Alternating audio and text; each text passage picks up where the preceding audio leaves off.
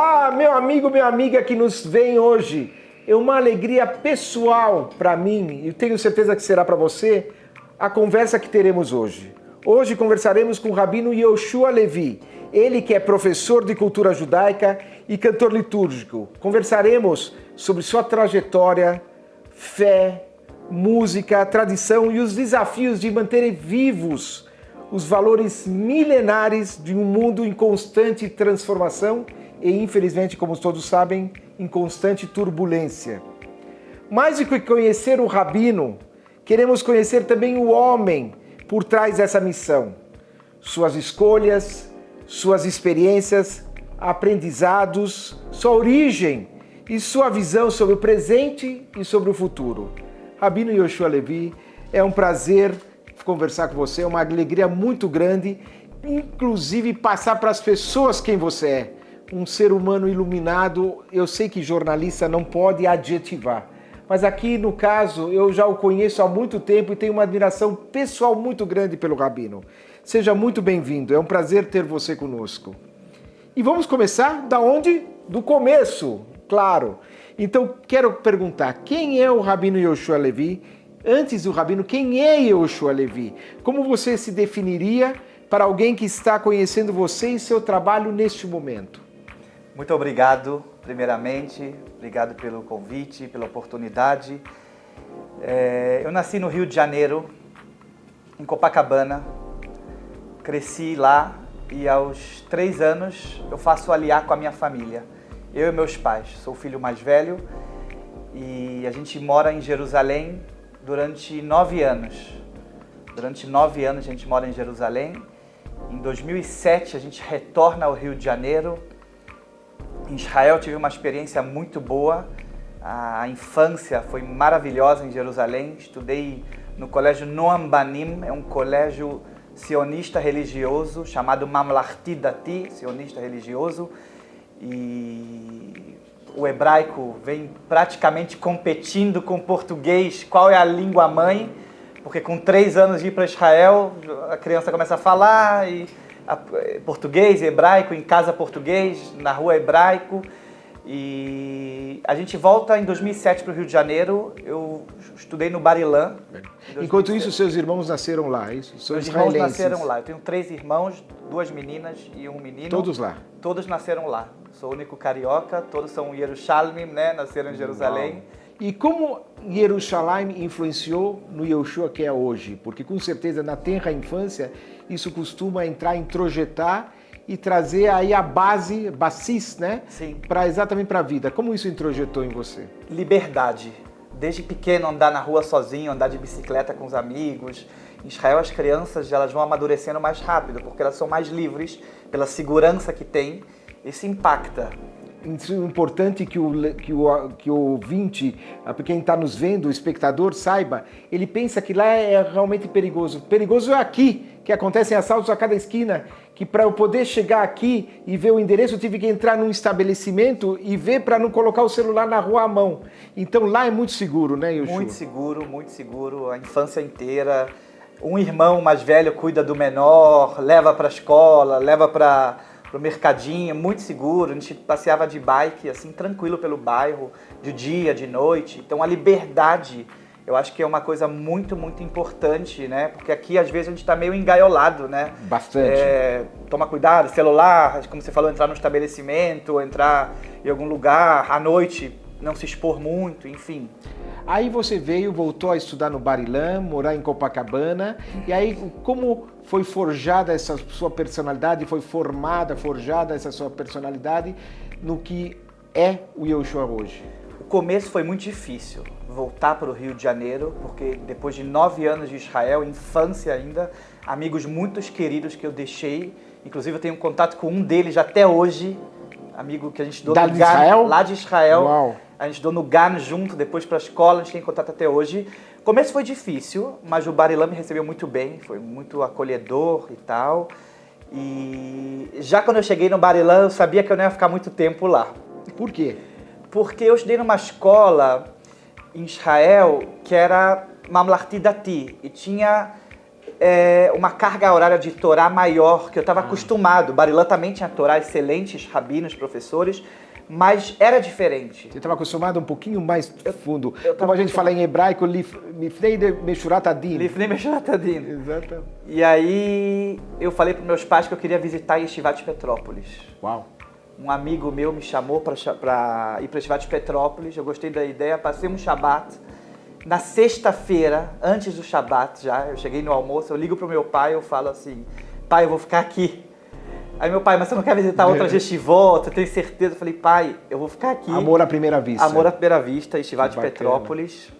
A Yeshiva, ela não existe mais hoje, né? Ela está aberta, mas eu acho que para frequentadores, para rezas, para eventos. Mas não para estudos. Não para estudos. Uma pena. Ela formou muita gente importante hoje. Mas eu costumo falar uma coisa, ela está aberta na Yeshiva de Kutia, no Magen Avraham e na Yeshiva Lubavitch. Muito bem lembrado. Os 3 rabinos passaram por lá, Exatamente. Então eu acho que uma vela, enquanto está acesa, ela transmite fogo para as outras. Muito então, bacana, muito bacana. Eu acredito, eu falo isso, acho muito legal. Agora, como foi sua caminhada para o rabinato, em geral, e para a cantoria litúrgica, para Hazanut em particular?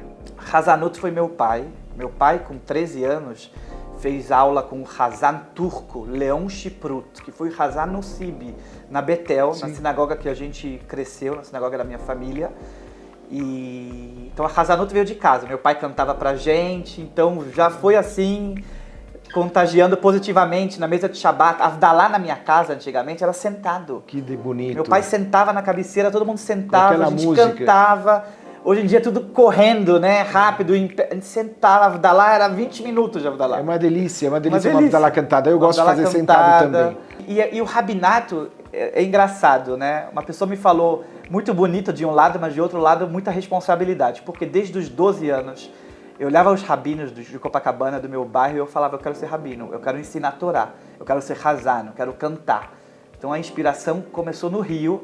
E eu já entrei na Yeshiva de Petrópolis sabendo que eu queria fazer isso. Uau, você já veio com a matará, com a meta? Eu vim com a meta.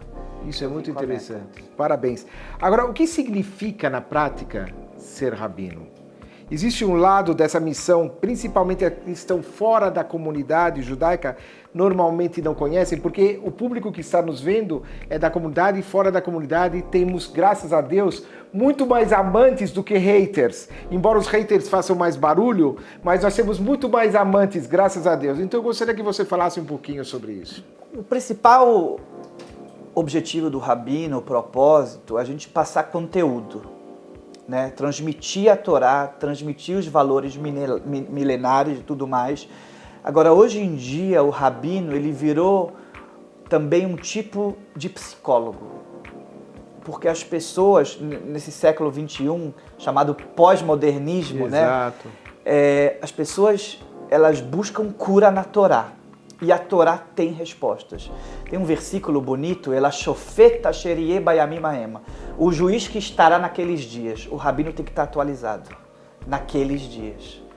Ou seja, ele tem que estar atualizado. Então, eu acho que hoje, além do papel principal que é transmitir Torá, é oferecer a cura para a dor que a gente tem nessa geração. Isso é fantástico. E com isso, sua capacitação é contínua. Claro que existem os estudos normais e tem os estudos rabínicos que você mantém sempre atualizados como um médico, como um engenheiro, enfim, que tem que se atualizar. Na literatura está cheio de passagens com cura para ansiedade, para depressão, para desafios mentais, emocionais, não substituindo um psicólogo, um médico, que em casos mais moderados, graves, tem que fazer terapia, tem que se cuidar, mas a Torá, a reza, a esperança, a fé, ela tem muito para contribuir na nossa saúde. Por isso a gente sempre diz o seguinte, que a gente tem que ter um equilíbrio de saúde nutricional, espiritual, físico, mental. Esse é o equilíbrio, porque se a gente só equilibrar uma das partes, as outras desequilibram. Então é importante a parte inclusive espiritual, muito importante.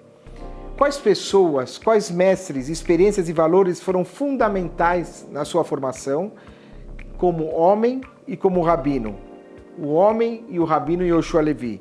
E qual desses valores são absolutamente inegociáveis para você? Vou voltar para Yeshivat de Petrópolis. Sim. O Rav Binyamin, Alava Shalom, Sim. e o Rabino Adi. O Rav Binyamin, eu cheguei a conhecer ele 3 meses antes de fazer a Aliyah. Ele fez a Aliyah em 2008. Eu entrei na Yeshivat de Petrópolis em 2008. E o Rabino Adi, o filho dele, dele, né, que eu conheci. ser Rosh Yeshiva. A Yeshivat de Petrópolis me deu toda a base. Eu vim com uma base de casa, meus pais são Baal Shuvah, eu praticamente nasci religioso, com 3, 4 anos de idade, minha família já era praticamente 100% religiosa, mas a Yeshivat de Petrópolis me transmitiu uma base de Torá, ela pavimentou o caminho, ela abriu o meu caminho, eu fiquei lá 5 anos, dos 12 aos 17. Então a Yeshivat de Petrópolis foi um marco, sem dúvida, infinitos de agradecimentos. Depois eu me transferi para Porat Yosef. Uau! A Yeshivat de Petrópolis me transferiu para Porat Yosef, Raham Shalom Cohen. Na época, o Rav Ovadia Yosef estava vivo, ele fazia visitas na Yeshiva. Uau, que elevação! Ele era o presidente honorário da Yeshiva. Que elevação! E como foi essa influência? Foi muito boa, no sentido que a gente aprendeu Talmud, aprendi Hazanut também lá, cheguei a fazer Hazanut um pouco na Yeshiva também. A Yeshiva ela tinha 150 alunos. Praticamente 20 argentinos, um brasileiro, Uau. Um panamênio, que também muito querido, um amigo meu, e 130 israelenses. A Yeshiva tinha 150 alunos, ali eu... Então era aconchegante. Era aconchegante. Porque assim, tem Yeshiva tem 1.000 alunos, 500 alunos, a Yeshiva de Petrópolis na minha época tinha 40 alunos, mas 150 é bem equilibrado. Sim, é uma gostoso. Quantidade, mas ao mesmo tempo, né, qualidade, gostoso, aconchegante. Dá para aproveitar melhor. Muito. Então ali a gente estudou Talmud. Foi assim o upgrade de Talmud, Guemará. E depois eu me transferi para o Midrash Faradi, que foi outra virada de chave na minha vida. Liderado pelo Rabino Peretz, Alava Shalom, e Rabino Katzin, que Hashem aumente seus dias, Amém. anos de vida, com saúde. Ali eu aprendi filosofia judaica, embora que ali foi meu curso de rabinato. A Semichá, eu recebi do Rav Katzin e do Rav Peretz. Então, de 9 às 6 era estudos rabínicos. Isso há quantos anos? Vai fazer 10 anos agora. 10 anos, olha. 10 anos. Com cara de garoto e ainda já faz 10 anos. Parabéns, Obrigado. Yoshua. Agora, qual foi o momento que mais transformou a sua vida e mudou a maneira com que você enxerga a fé, as pessoas e o seu próprio propósito? No Midrash Faradi, a gente tinha estudos de Maimônides, no Moreh Nevuchim, Guia dos Perplexos, Rabi Yehuda Levi Kuzari. E ali eu passei por uma pequena crise de emuná, uma pequena crise de fé. Isso é interessante. Por quê? Eu comecei a ter mais questionamentos, mais perguntas. Talvez a idade, né? Eu estava lá com 19, comecei com 19 anos. Mas é importante ter isso, Muito. porque depois só ratifica a sua fé, não é? Sim. Então, e foram esses livros da NOM, o Maimônides, Rabi Yehuda Levi, que eu recomendo para todos os meus alunos, sobre emuná, a Espanha medieval, a literatura medieval, ela é impressionante, ela fortalece a emuná. Você volta desde o começo, desde a existência de Deus, Torá Minashamayim, a Torá dos céus, né, a Torá divina. Ali eu estudei com um amigo o Kuzari inteiro, 40 minutos por dia. Uau, interessantíssimo. Agora você falou em emuná, vou aproveitar e te fazer uma pergunta. No dia a dia das pessoas, que com certeza aí todos têm esse problema, a gente fica com receio muitas vezes de algumas situações. E a gente percebe que quando a gente relaxa, quando a gente vê que não está mais nas nossas mãos, Hashem manda a providência. E a gente percebe também que quanto mais a gente fica preocupado, Hashem fala, se vira, então você quer fazer com as suas mãos. Isso é verdade? Isso procede? Ou é uma percepção apenas? Tem uma frase no Talmud que fala que o Mashiach vem quando você desvia a atenção dele. Mashiach ba be'esech hadat. Às vezes a pessoa está toda hora, Mashiach, Mashiach, Mashiach, e não chega. Quando você deixa, às vezes, se desfoca. Tinha um caso de uma mulher que queria engravidar. Ela estava se cobrando tanto para engravidar e estava tão preocupada, não conseguia engravidar. Ela começou a viajar, focar no trabalho, um dia ela engravidou. Então eu acredito muito em soltar. Tem que fazer a nossa parte, tem que fazer a estadlut, se esforçar, mas quando você solta, entrega na mão de Hashem, o resultado vem. Ou seja, a nossa parte é trabalhar para que tudo seja providenciado e falar agora é com Hashem. Exato. Isso é muito interessante. E fica uma dica importante, porque as pessoas realmente acham que só estão nas mãos dela. E, aliás, Uma coisa muito importante, vou falar até um testemunho meu, se você me permite. Uma vez eu estava numa reunião com 30 pessoas, 30 executivos muito fortes, e eu não tinha a resposta para aquela indagação. Era uma coisa... E quando não tem a resposta, obviamente você diz, olha, eu vou pesquisar. Mas falei, queria ter a resposta. Falei, Hashem, agora é com você, me coloca na cabeça. Deu 5 minutos, chegou a resposta. E nem eu sabia como eu respondi aquilo. Então sempre tem que agradecer a Hashem, porque a Hashem está no comando. Deus, Hashem é Deus, está no comando. Sempre, sempre. Agora, Yoshua, estou te chamando de Yoshua pela nossa amizade, apesar de ser Rabino Yoshua. Gente, não é falta de respeito, adoro. Muito obrigado. É que o Rabino Yoshua, ele é do Rio de Janeiro, é mais low profile, né? Na verdade, mais easygoing, não tem aquela frescura. Exatamente. Total. Yoshua, qual foi o maior desafio que você enfrentou até hoje? Houve algum momento em que pensou em desistir? O que você fez para continuar? Acho que o maior desafio, assim, no trabalho, graças a Deus, na família, as coisas, de modo geral, sempre fluíram. O maior desafio que eu tive hoje, eu acho, é ligado à saúde, transtorno de ansiedade. Passei por um momento muito agudo de transtorno de ansiedade e não é que dá vontade de desistir, mas é um momento que você fica um pouco bloqueado, você não consegue tirar toda a energia que você tem de dentro, porque você tem que se cuidar, se curar e desistir. Eu falei que desde os 12 eu queria ser rabino. Já tinha meta, Matará. Já tinha meta. Mas a juventude, a gente é jovem, a gente quer conhecer o mundo. E hoje em dia, né, com a internet, você tem o mundo aberto perante você e você sai com os amigos, você passeia, você às vezes quer conhecer o outro lado. Você quer conhecer o outro mundo, né? Não tão ligado à Torá, não tão ligado a judaísmo. Então, acho que qualquer jovem às vezes passa por isso. Eu tive essa vontade, mas graças a Deus, a Hashem me deu força e eu consegui me manter focado. Embora tive pequenos desafios, mas consegui, graças a Deus, fluir e estamos aqui. Que é normal, é muito interessante. E, aliás, me permite citar um grande tzadik da nossa geração, que eu falo até tzadik em suas ações. Ele não é rabino, não é nada, é um empresário, seu Eli Horn, que eu acho que todo mundo sabe e gosta. Lógico. Ele mesmo fala e não esconde que teve diversas dúvidas, procurou outras coisas e, no final, só ratificou o fato de ele ser religioso. Isso fortaleceu, porque ficou em bases sólidas. Ele é um exemplo de altruísmo, de pessoa do bem, inclusive o único brasileiro bilionário que doou sua fortuna em vida para o The Giving Pledge. Então é um exemplo. Então isso é normal, as pessoas depois quando voltam completamente com certeza do que querem fazer, não é? Sim, perfeito, perfeito. Olhando para a sua trajetória, qual considera a sua maior conquista? E no outro extremo, qual foi o seu maior erro e principal aprendizado que tirou dele? Acho que você contando isso, as pessoas vão se enxergar, porque todos somos humanos. Lógico. Eu acho que a maior conquista foi o Projeto Igdal. O Projeto Igdal nasceu no Rio de Janeiro em 2015. Uau, perdão. 11 anos.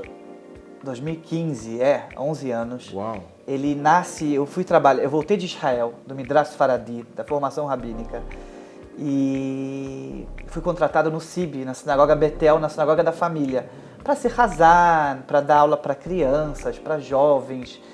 E eu falei com o meu irmão, eu tenho um irmão, né, mais novo, Moshe, ele tem 24 anos, mora no Rio, e aí eu falei assim, vamos fazer um shiur. Aí ele falou assim, vamos fazer um shiur semanal. Começou de quinta-feira à noite. Uau, olha, um dia bom, gostoso. Véspera do Shabat, né? Para se preparar para o Shabat. E ele trouxe a turma inteira. 20 rapazes. Uau, que bacana. O Projeto Igdal nasce assim. Shiur, não tinha... Hoje em dia tem pizza, tem sushizadas, tem lanches caprichados. Nasceu com aquele lanche de sinagoga, sabe? Sim. Rosquinha, palitinho... Na verdade, assim. O maior lanche era o espiritual. É o espiritual, lógico. Ali a gente começava a falar da Paraxá da semana. Olha que bacana. Paraxá da porção semanal da semana, uma mensagem de motivação, um conteúdo que a gente passava. Ele nasce assim. E aí o Projeto Igdal vai ganhando corpo. A gente começou a fazer mais dias, começou a fazer para meninas. Minhas irmãs também gostam de ensinar a Torá, a Hannah e a Raquel. Fizeram para meninas também. E a gente chegou a ter 70 crianças lá no CIB. Então, aproveitando o que você falou, é um projeto muito importante. Eu gostaria que você passasse para as pessoas o que é o Projeto Igdal. O Projeto Igdal educa e ensina. Me inspirei no Maral de Praga. Ele fala que a família educa 90% e ensina 10%. A escola ensina 90% e educa 10%. É interessante isso, muito interessante. Ou seja, tem que ter essa parceria entre família Educa e e ensina. escola. Família educa mais, escola ensina mais. Muito Eu coloquei Projeto Igdal, educa e ensina. Fantástico. Vamos tentar os dois. Fantástico. E Igdal em português é crescimento. Crescimento, crescer. Projeto Igdal, a gente transmite conteúdos de Torá, conteúdos de filosofia judaica, e o objetivo é a gente se transformar para ser seres humanos melhores, judeus melhores. Eu também quero me transformar. Eu falo para eles que o meu papel é de líder, de ensinar, mas eu me transformo junto. Eu também quero crescer junto. A gente cresce. O rei Davi falou: "Milamdai yoter mikulam". De quem eu dou aula, eu aprendo mais. Mitalmidai yoter mikulam. É verdade. E essa é a verdade. Ele falou isso e hoje em dia, quando você dá aula, é uma reciprocidade, você aprende. Exato. É muito bacana. Exato. E falando em aula, como professor de cultura judaica, qual é o desafio de transmitir a tradição milenar às novas gerações em uma sociedade cada vez mais acelerada, tecnológica e conectada? E, infelizmente, muitas vezes com inversão de valores. Você falou uma coisa muito interessante. A gente está em constante mudança toda hora. Antigamente, o mundo, quando ele mudava, às vezes ele demorava 100 anos, 200 anos para uma mudança. Hoje em dia, as mudanças, não só que muda rápido. E acho que as crianças, os jovens, logicamente muito acelerados, todos nós, o maior desafio é fazer elas escutarem. Tem um rabino chamado Uri Sherki, em Israel, que eu sigo muito, é um dos meus mentores. Ele fala uma coisa: a maior brachá, a maior bênção é você escutar. A maior bênção está na audição. Então, a gente fazer escutar. Então, a gente tenta começar com os assuntos mais interessantes, com os assuntos mais chamativos, pegar a atenção deles e transmitir o conteúdo. Isso é muito interessante e aí me lembra uma outra questão. Graças a Deus que existe o Shabat. Acho que o Shabat, ele salva vidas, inclusive. Pelo seguinte, uma vez eu entrevistei uma pessoa, um grande conhecedor de informática israelense, estava no Brasil, ele era muito obeso. Ou seja, ele tinha problemas, inclusive, de saúde e tal. E era véspera de Shabat. A gente terminou a entrevista às 3h30 da tarde. Ele falou: agora acabou, agora é o Shabat e vou te falar mais. Se não fosse o Shabat, você não estaria me entrevistando porque eu não estaria vivo. Uau. Olha que forte. Uau. Então é muito interessante. Uau. O Shabat veio para poder fazer com que a gente escute mais, que a gente desacelere e se conecte com Deus. Desconecte com o celular, desconecte geral e conecte-se com Deus, é verdade. Exato, não é? se desconectar para conectar. Exatamente. O judaísmo tem uma forte tradição de estudo, debate, questionamento de cultura, inclusive. Existe espaço para a dúvida dentro da fé? E o que a sabedoria judaica pode ensinar também a quem não é judeu? Vou te responder com uma breve história. Opa! Na Yeshiva, tinha uma Yeshiva em Israel, um seminário rabínico, uma escola de estudos judaicos, que um aluno uma vez não conseguiu adormecer à noite. E ele estava com dúvida da existência de Deus. Ele começou a se questionar, falou: já estou aqui anos estudando religioso, Deus existe ou não existe? Ele nunca se questionou. Ele não consegue dormir. No dia seguinte ele vai para o Rosh Yeshiva, para o cabeça da Yeshiva, para o rabino-chefe da Yeshiva, e pergunta, todo com medo, né? Com preocupação, qual vai ser a reação do rabino. A reação do rabino foi super positiva. Ele falou o seguinte: bem-vindo, Baruch Haba, agora você começou. Porque é na dúvida que a gente se fortalece. O rabino indicou, recomendou livros para ele estudar e material para ele ler. Mas é justo na dúvida que a gente fortalece, como a gente falou antes, né? Às vezes a gente tem um momento que a gente pausa um pouco, para um pouco. É excelente perguntar. O filho mais desafiador da Haggadah de Pesach é o She'eno Yodea Lishol, o que não sabe perguntar. Se ele não pergunta, sabe aqueles alunos, alguém tem uma dúvida? Não. Pergunta? Não. Você até fica frustrado como palestrante, porque você quer que as pessoas tenham dúvidas exatamente porque interessou. Exatamente, e que elas possam ter respostas e se fortalecer mais com as respostas. Então, há um espaço enorme para dúvidas, questionamentos, e a gente é abençoado que os sábios sefaraditas, os ashkenazitas também medievais, já fizeram esse papel para a gente. Maimônides, Rabi Yehuda Levi, Rabino Saadia Gaon, e entre outros. Tem tudo uma literatura judaica medieval falando sobre a existência de Deus, as provas que a Torá é divina, as provas das mitzvot, explicando logicamente como o judaísmo não é uma fé cega, ao contrário, é uma fé iluminada, cheio de caminhos abertos para a lógica e para a razão. Inclusive a gente brinca, quando tem 2 judeus, tem 5 opiniões, a gente debate, conversa. Isso inclusive tem gente que é de fora da comunidade que estuda Guemará exatamente para abrir a cabeça. A Guemará abre a cabeça com os debates, e se for assim, e se for aquele, e Reuven, e Shimon, e aí vai, por quê? Porque realmente as pessoas têm uma visão maior do que aquele centrado. É muito interessante, abre a cabeça. Fiquei sabendo de presidentes dos Estados Unidos passados que chegaram a estudar Guemará não sendo judeus, exatamente para abrir a visão de mundo. Uau! É muito interessante. Incrível. E para a comunidade não judaica, fora da comunidade, eu diria uma coisa, olha que interessante. Todas as religiões tentam falar que você só vai chegar no céu, no Olam Abá, no mundo vindouro deles, no paraíso, o que seja, seguindo a religião deles, né? Qualquer religião.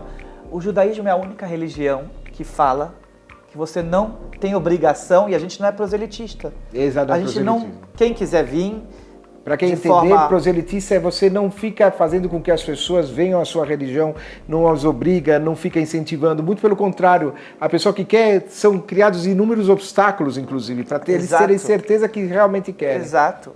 Aquele que quer vai fazer o processo um pouco desafiador. Isso. E Bezat Hashem, se Deus quiser, vai ser muito bem recebido na comunidade. Isso. Mas a gente não tem como objetivo transformar todo mundo em judeu. Isso tem uma coisa por trás disso. Qual é a coisa por trás? Que você não precisa ser judeu para se conectar com Deus. Ou seja, tem as 7 leis de Noah, as 7 leis de Noé, tem ética, moral, tem filosofia. Você tem como chegar a Deus sem a Torá. Até tem uma pergunta. Se Derech Eretz, que é o respeito, ética e moral, vieram Kadmal a Torá, veio antes da Torá, então por que precisa de Torá? Boa pergunta. A Torá é para você transcender, Kedushá. Transcender.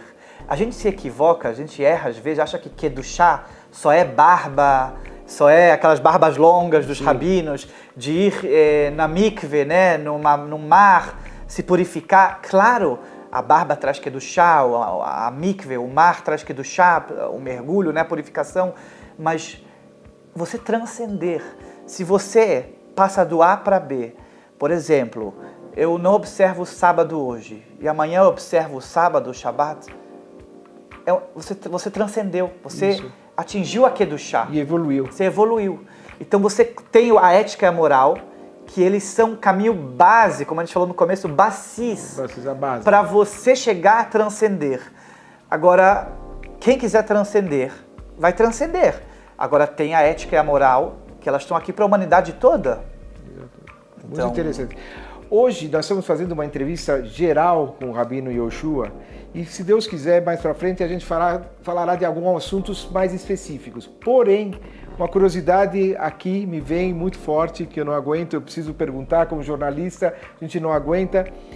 Rabino Yehoshua, o mundo foi criado em 7 dias, né, nos 6 dias, e na 7ª Deus descansou. Só que a gente vê, por exemplo, fósseis de milhões de anos. Será que na época, antes de ser considerado o dia de 24 horas, era um dia atemporal? Gostaria, se você pudesse nos explicar. Eu tenho certeza que aí já faz dirime uma curiosidade que todos têm. Eu acho que é bem interessante e a gente amplia aí, inclusive, o público que vai querer assistir, inclusive, essa parte, esse corte. Primeiro a gente tem que entender que a data, o tempo do universo, segundo o judaísmo, a gente às vezes se confunde, não é do universo, é do ser humano. É de Adam e Havá, Adão e Eva. Isso. Então, primeiro eu vou me aprofundando. Então, a primeira coisa é a idade do homem, é a criação do homem, do ser humano. Segunda coisa, o Narmanides, Ramban e o Rabino Yitzhak Abravanel deve ser até... Com certeza, dos primórdios do nosso Silvio Santos, Cenoura Bravanel, sim. Ele mesmo falou... Inclusive eu conheci ele na Oel Yaakov, no Yom Kippur. Um homem iluminado. Apertei a mão dele, dei Shana Tová para ele. Fantástico. Fiquei muito feliz. Até depois eu vou mandar para as filhas, que eu gosto muito, eu sempre as encontro no Teleton, e a esposa, que é um doce. Aliás, eu vou aproveitar e fazer um pequeno à parte, que uma vez eu a encontrei, olha que educação, que finesse, isso é coisa da família. Eu falei que meu pai está enterrado perto do Silvio Santos, ela perguntou o nome do meu pai e falou que vai colocar uma pedrinha. Se o fizer ou não, mas a educação, a gentileza, então... Dona Iris, e para suas filhas, aproveito. Depois vou mandar para eles. Incrível, lembranças. Então, o Ramban, Narmanides e o Rabino Yitzhak Abravanel falam que os dias não eram de 24 horas. Eram eras. E tem um versículo nos Salmos que fala que um dia, 1000 anos para a gente é um dia para Deus. Então, eram eras. Não necessariamente também 1000 anos... cada dia era 1000 anos do nosso calendário, mas são eras. E antes dos versículos do e foi dia, e foi noite, e foi dia, a gente tem o Tohu Vavohu, que a gente chama do vazio e do caos. Não é o caos igual à filosofia grega, mas é algo similar. E então que nem começou ainda a contagem. Então tem muita coisa antes. Agora tem também o Rabino Zamir Cohen em Israel, inclusive eu estava com o irmão dele faz algum tempo, Rabino Zevadia Cohen, que é o chefe dos tribunais de Tel Aviv. Uau. Tive a honra de conhecê-lo. Fortíssimo. Que fala que também o dilúvio pode ser que envelheceu o mundo, né? Então isso que você está falando de fósseis de milhões de anos, o dilúvio envelheceu o mundo. Os materiais. Né? E aí você pega hoje e vai testar. Então assim... Há respostas de todos os estilos. É interessante essa outra. Eu não tinha ouvido essa segunda opção. Muito interessante. Muito interessante. Isso mostra o quanto religião e ciência não estão distantes. Estão muito mais próximas do que a gente imagina. Inclusive tem pessoas religiosas que são cientistas também, eu já percebi, e isso tem uma convergência, inclusive. É muito interessante. Eu costumo falar, Danon, que a ciência explica como Deus criou o mundo. O judaísmo, a religião, explica para que Deus criou o mundo. Rabino, vou pedir outra vez para você repetir. Então, a ciência e a religião, por favor, para a lente da verdade. A ciência explica como Deus criou o mundo. O judaísmo, a religião, explica para que Deus criou o mundo. Muito interessante, gostei desse ponto. Agora vamos falar de um assunto delicado. Depois do dia 7 de outubro de 2023, aquele dia fatídico que inclusive era Simchat Torah, era um dia de máxima alegria que se transformou naquele momento em máxima tristeza. Diante do crescimento de manifestações de antissemitismo, aliás, hoje eu recebi de uma pessoa que na Itália, a pessoa foi fazer uma compra ontem ou anteontem e foi expulsa de lá de uma loja por antissemitismo. Que ignorância, que coisa mais sem pé nem cabeça, que inversão de valores. E o crescimento está muito grande de antissemitismo em diferentes partes do mundo, ou seja, em lugares que são ditos evoluídos, involuídos e tudo. Como tivemos inclusive a Segunda Guerra Mundial, o Holocausto, num dos locais teoricamente mais evoluídos do mundo, que era a Alemanha à época. O que mudou para as comunidades judaicas? E qual deve ser o papel de um rabino como você nesse momento? O relógio está batendo. Am Israel, o povo judeu, nesses últimos 150 anos, está retornando a Israel e graças a Deus com essa brachá, com essa bênção que é Medinat Israel, o Estado de Israel. Nossa espinha dorsal, nossa segurança. Amém, exatamente. Nós somos Am Israel, descendentes e filhos do Am Israel, do povo judeu, do Tanar, da Bíblia, retornando à terra depois de 2000 anos. A gente precisa da nossa determinação, do autorrespeito e tomar as boas decisões e escolhas da maior maneira possível para a gente poder estar tranquilo e seguro no Estado de Israel. Então, acho que o 7 de outubro, ele vem mostrar para a gente como o mundo inteiro também no inconsciente, está enxergando isso. Eu costumo falar que Am Israel, na Bíblia está escrito, na Torá está escrito, Bni Bechori Israel, meu filho primogênito Israel. O filho primogênito, ele tem que dar o exemplo. O pai não fala para o filho mais velho, você é mais velho, dá o exemplo dos menores. Irmãos, exatamente. E ele também, tem, igual a frase do filme do Homem-Aranha, grandes poderes, grandes responsabilidades. Boa. Como Moshe Rabbeinu. Como Moshe Rabbeinu. Ele não pôde, por causa de uma questão pequena, para ele era enorme, ele não pôde entrar em Israel.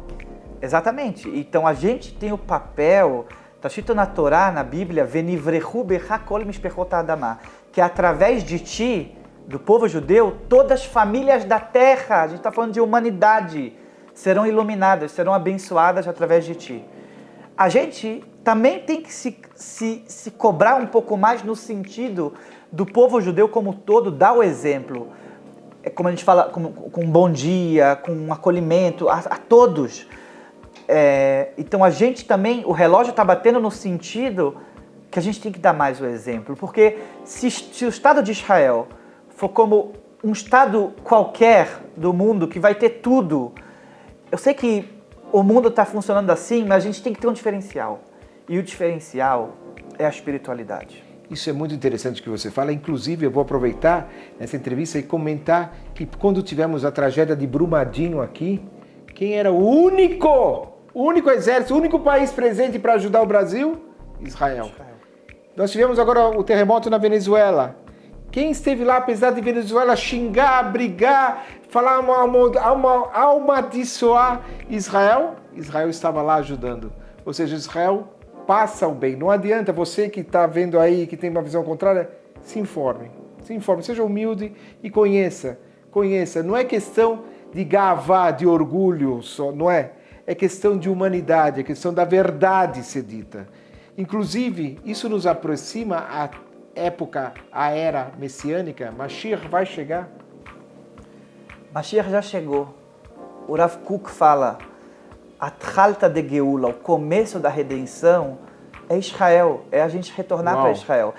Um rabino Reuven Feierman, um rabino que eu escuto muito também, ele falou o seguinte, imagina o rei Davi dos céus, lá, do Shamaim dos céus, olhando o Shuk Mahane Yehuda, na sexta-feira, véspera de Shabbat. É uma loucura. Compra de alegria e canções e músicas.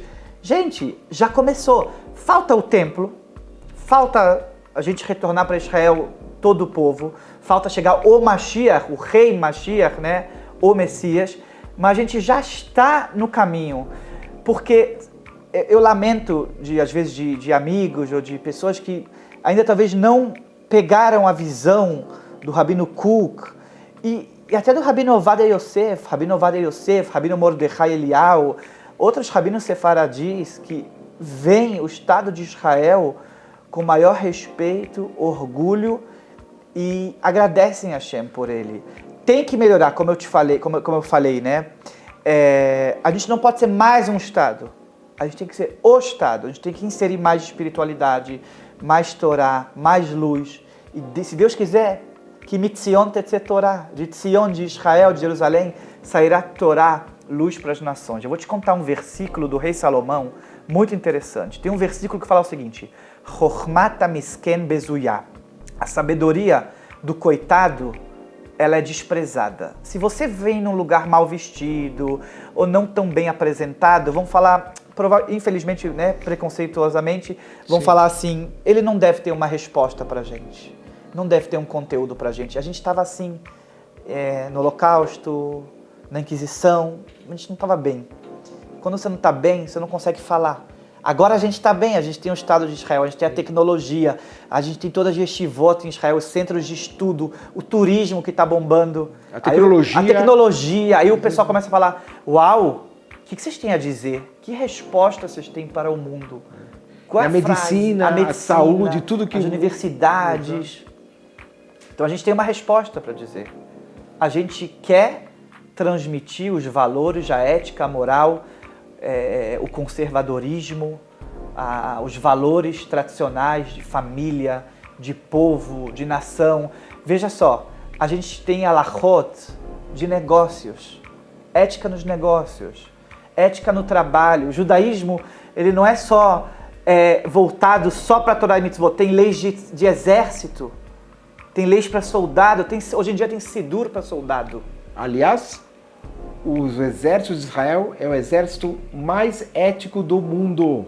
Ele é tido como um dos exércitos mais éticos do mundo e também mais criticado por antisionistas, que hoje o antisionismo e o antissemitismo, infelizmente, são vertentes da mesma moeda, são sinônimos. Exato.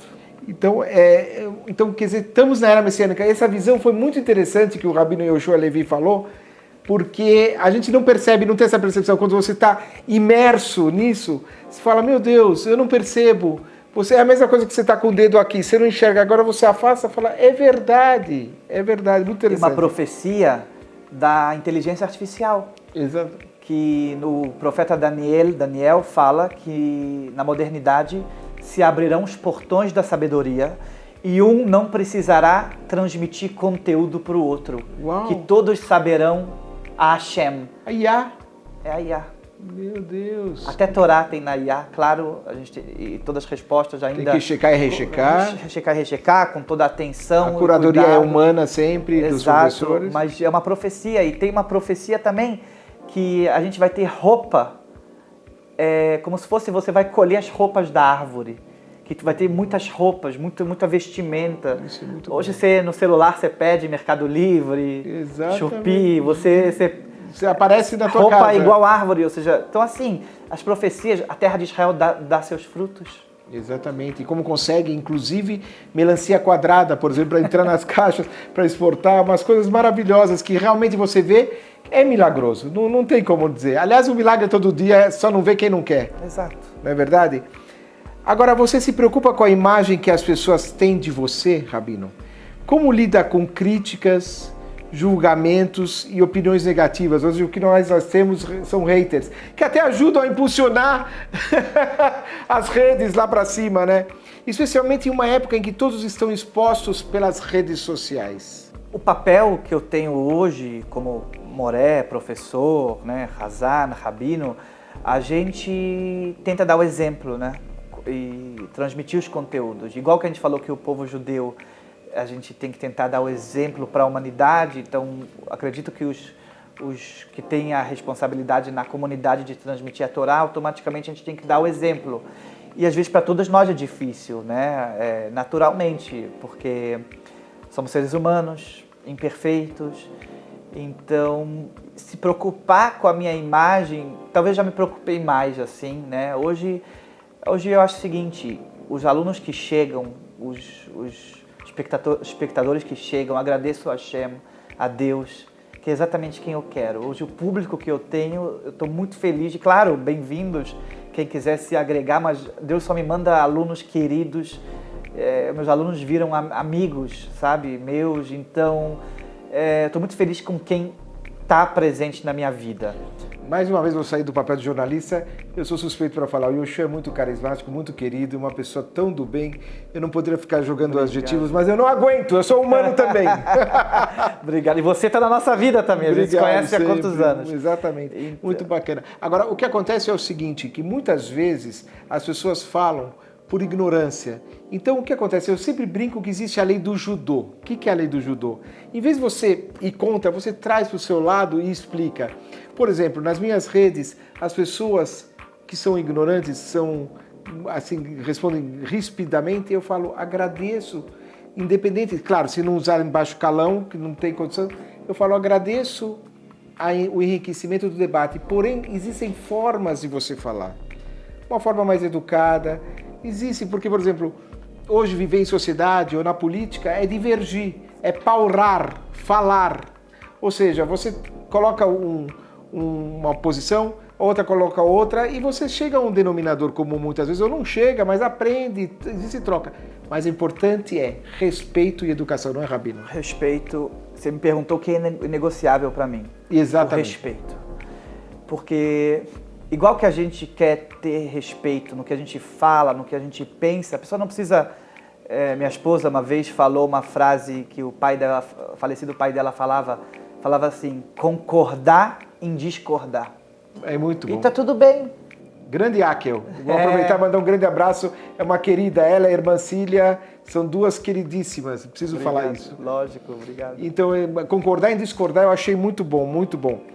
Existe algum lado do nosso Rabino Yoshua Levi, da pessoa Yoshua Levi, que o público normalmente não conhece?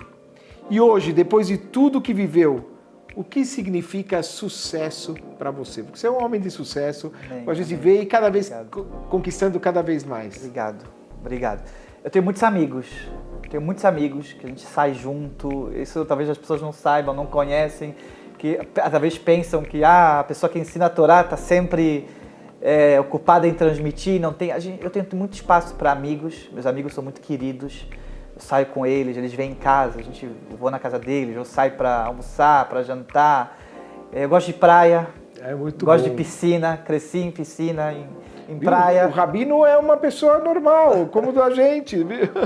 Lazer, eu acho uma parte que ela dá força para a gente seguir, para continuar. Quando você tira a atenção da rotina, do trabalho, da responsabilidade, a gente volta mais revigorado para o público. É como nós falamos algumas perguntas atrás, exatamente esse equilíbrio de saúde, equilíbrio mental, espiritual, físico. É muito importante estarmos equilibrados. Equilíbrio eu acho que é a palavra-chave, né, Rabino? Sim. O que ainda falta realizar?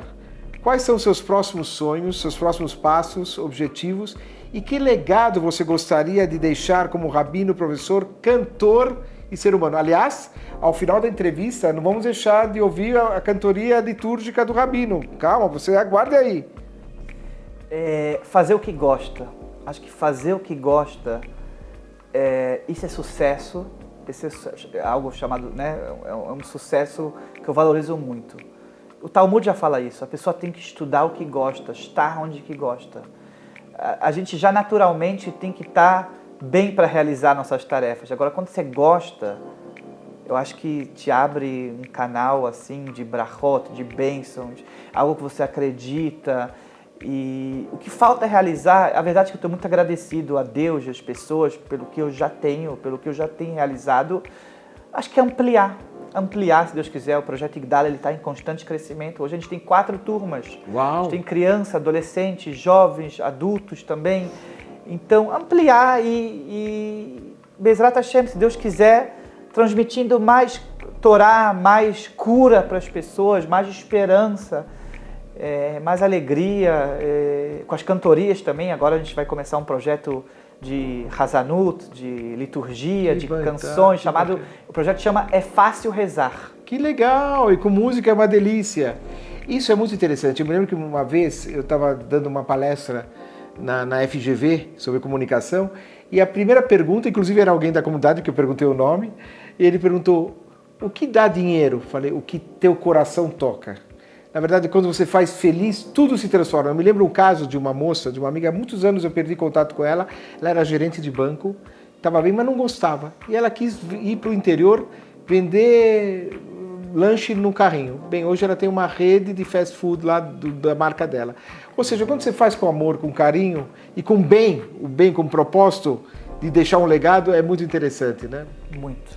Hoje em dia, Rabino, alguém que quer trilhar o seu caminho, que quer seguir o caminho do rabinato, o que deve fazer? Por onde começar? Estudar. Acho que estudar é o melhor começo, estudar, se aprofundar no judaísmo, na literatura judaica e também estudar outras coisas também, como filosofia, psicologia, antropologia, ciências, tudo se conversa.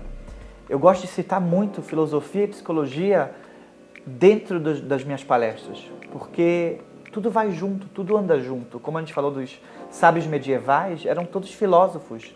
Maimônides era médico, estudava matemática. O Gaon de Vilna sabia matemática, geometria. Então acho que estudar e se expor. Se ele puder começar a dar uma aula, que seja para a família, falar em casa. Eu comecei na sinagoga no Rio, no meu bar mitzvah, foi o primeiro discurso que eu dei.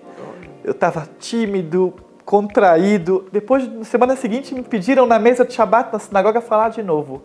Isso foi a melhor coisa que eu fiz na vida. A gente costuma fazer o Shema Israel, né, que é a oração às crianças na sinagoga. isso tira a timidez, isso te liberta, você depois consegue falar com as pessoas. Então, assim, é libertador. É libertador. E a gente está aqui para evoluir sempre, em todos os caminhos, né? Isso que é muito interessante. Agora, para encerrarmos, que pena, já está tão gostoso, mas essa é a primeira de uma série. Para encerrarmos, que conselho você daria a alguém que está começando a sua própria caminhada, que a gente até comentou, e uma mensagem, caminhada agora porque a gente falou no sentido rabínico, agora em geral, numa própria caminhada em qualquer sentido, e uma mensagem que gostaria de deixar para quem está nos vendo? Ter experiências, viver a vida. Às vezes a gente pensa assim, eu pego aquele trabalho ou não. Você fica pensando 6 meses se você pega o trabalho ou não. Você poderia entrar no trabalho e fazer um acordo. Posso experimentar? Posso fazer um contrato experimental de 3, 4 meses? A dúvida, ela consome muita energia. A Kabbalah fala isso também. A pior coisa para um ser humano é a dúvida. Agora a gente também tem que se respeitar e saber ficar em estado de dúvida. Mas quanto tempo você vai ficar em estado de dúvida? Você não vai nem para cá, nem para lá. Então vai, se exponha, vai, viva a experiência, viva né? a experiência, viver. E um conselho que eu daria para os nossos queridos espectadores, de todos, que eu falo para mim também, eu acho que o maior tesouro que a gente pode ter nessa vida é ser você mesmo. Isso é muito bom, isso é muito importante, ser você mesmo. Eu me lembro, Rabino, que quando eu era adolescente, 2 banqueiros muito importantes da comunidade judaica, que tem 2 bancos muito queridos, me convidaram para trabalhar com eles. E na época, é engraçado que a gente esquece que além da parte financeira, você tem a parte de comunicação. Eu poderia atuar, só que a gente é muito jovem e eu agradeci, mas declinei por telefone. O que eu faria hoje em dia? Ou eu iria conversar com eles, ou exatamente como você falou, faria uma experiência de 3 meses, conheceria. Então a gente é muito afoito quando é jovem, por isso escutem o conselho do Rabino, você que principalmente você é jovem, aproveite com a experiência dele, a experiência que ele já teve, porque você pode aprender pelo amor ou pela dor. Aprenda pelo amor do Rabino, porque já pega várias etapas você coloca para trás, vale muito a pena. Rabino, frente a essa conversa inicial que nós tivemos sobre vários assuntos, há algum tópico que nós deixamos de citar e que você queira falar? Você me perguntou dos meus erros. Se eu cometi algum erro, lógico, a gente, eventualmente, dia a dia, sempre a gente tem erros e acertos, mas no começo, quando eu voltei da Yeshiva, eu queria mudar o mundo. Eu tinha muita impulsividade. E sabe aquela famosa frase, antes de mudar o mundo, mude a si mesmo, mude a sua casa, mude ao seu redor. Então acho que eu fui um pouco impulsivo no começo, um pouco assim, até desesperado. Eu estava com tanta sede de compartilhar e de fazer as coisas. E pode ser que eu havia tropeçado alguma coisa, talvez no começo.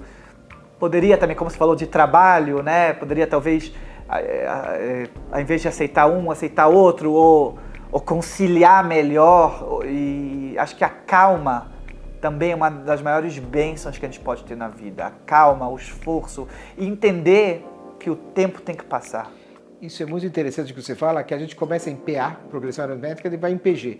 Eu me lembro, inclusive, um caso, não tem muito a ver, mas eu acho que mostra exatamente como a gente pode atingir. Era muito interessante que eu conheço uma pessoa que teve um problema com a companhia de luz na casa da mãe dela. E o Twitter, que era o antigo Twitter, hoje é o X, o X, ele só tinha 5, 6 seguidores, mas entre eles um muito importante, que era um apresentador de TV. Ele reclamou lá. Caiu nas graças desse apresentador de TV que repercutiu, chegou a companhia de luz e resolveu o problema em meia hora, porque a previsão era em 8 horas. Ou seja, você não sabe com quem você está falando, você não sabe quem você está influenciando. O importante é fazer sempre. É a mesma coisa que uma campanha política. Se você tiver por exemplo, se você tiver um eleitor no último andar, no 26º andar de um prédio que não tem elevador, vá até lá e convença-o. Não fala que é uma besteira, porque você não sabe onde ele vai atingir. Então, cada ação, por menor que seja, tem consequências. Não é isso, Rabino? Valorizar cada conquista, cada passo, que a gente não sabe onde pode chegar. A gente não sabe que bem a gente pode fazer para o outro e ajudar nós mesmos na nossa trajetória também. Agora, Rabino, você nos encantou com essa entrevista. Agora vamos pedir para você cantar. Você encanta, agora canta. Para finalizar com chave de ouro, uma música litúrgica, Rabino, porque você canta e encanta. E muito obrigado mais uma vez, que seja a primeira de uma série. Amém. Vamos cantar junto, então? Obrigado, mas você, não vou estragar a música, depois, primeiro você, Rabino. Vamos lá, então. Adon Olam Asher Malach Beterem Kol Yetzir Nivra Let Nasa Bechefzo Kol Azai Melech Shemo Nikra ואחרי ככלות הכל לבדו ימלוך נורא והוא היה והוא הווה והוא יהיה בתפארה אדון עולם אשר מלך בטרם כל יציר נברא עת נשא בחפצו כל אזי מלך שמו נקרא ואחרי ככלות הכל לבדו ימלוך נורא והוא היה והוא הווה והוא יהיה בתפארה אדון עולם אשר מלך בטרם כל יציר נברא עת נשא בחפצו כל אזי מלך שמו נקרא ואחרי ככלות הכל לבדו ימלוך נורא והוא היה והוא הווה בתפארה, והוא היה והוא הווה בתפארה. Grande Rabino Yoshua!